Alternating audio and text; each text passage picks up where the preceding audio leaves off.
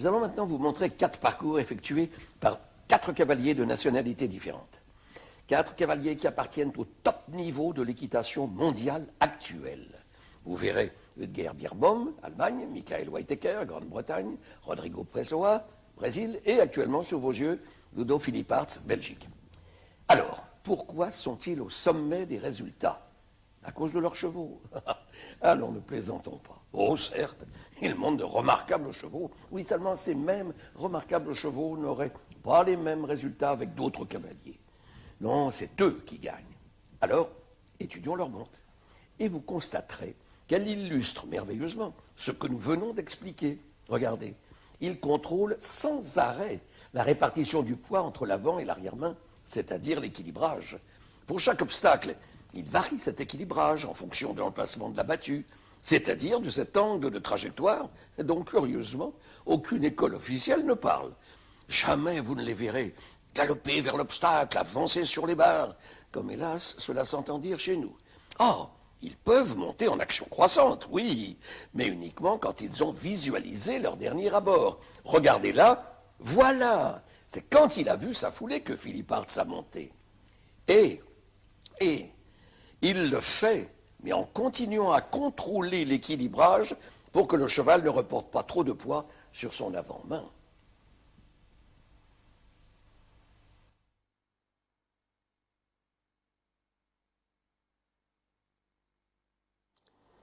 Michael Whitaker.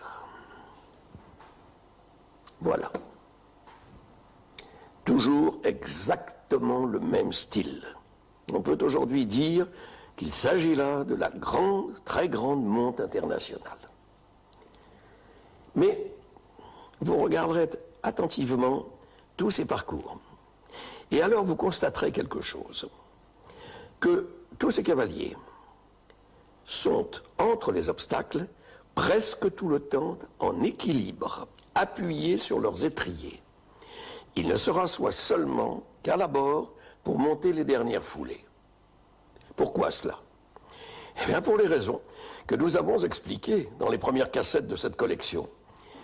C'est seulement en étant en équilibre que le cavalier a la totale fixité de ses mains et la capacité de doser très très exactement leur action.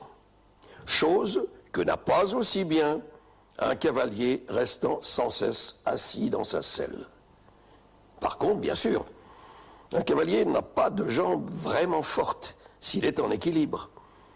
Et donc, pour disposer de la complète efficacité de ses jambes à l'abord, le cavalier doit alors se rasseoir afin d'être derrière son cheval.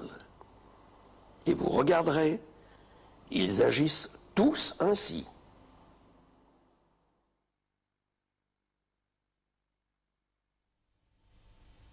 Ludger Beerbohm. Alors, regardons bien son parcours, essayons d'analyser et de comprendre ses actions. Vous voyez, là, il va remettre en place, voilà, renvoyer du poids derrière pour être maître de la masse. Et il a gardé jusqu'au bout parce que la battue venait un peu près.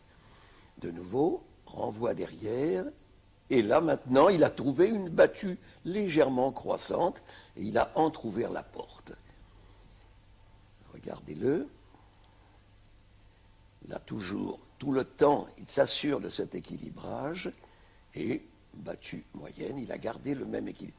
Oh, regardez cette reprise de main. Vous avez vu ce qu'il a fait pour renvoyer complètement et totalement le cheval sur les hanches, afin d'être maître de la masse. Et maintenant, regardez les mains. Vous allez voir que dès qu'il arrive dans les 3 dernières foulées, il monte ses mains. Il monte ses mains pour qu'elles restent au-dessus de la bouche du cheval. Car si les mains ne sont pas au-dessus de la bouche du cheval, le cavalier ne peut pas contrôler l'équilibrage. Et à chaque fois, vous le verrez avoir, voilà, le même placé. Bien entendu, il remonte un peu plus fort quand il doit reprendre plus ses foulées.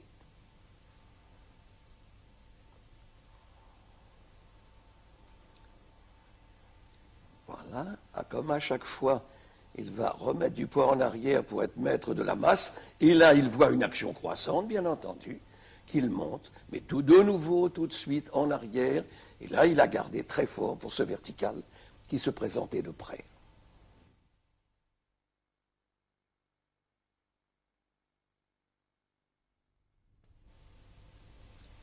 Rodrigo Pessoa.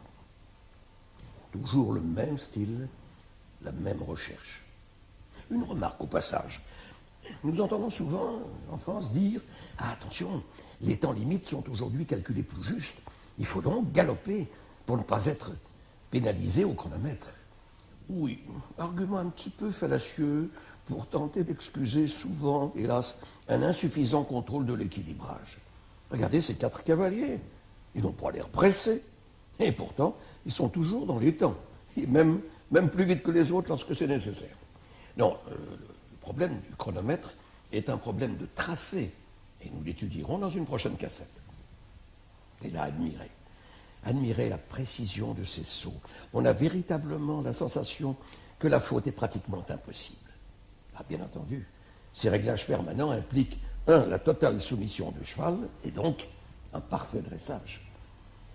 Le cavalier ne laisse jamais rien au hasard.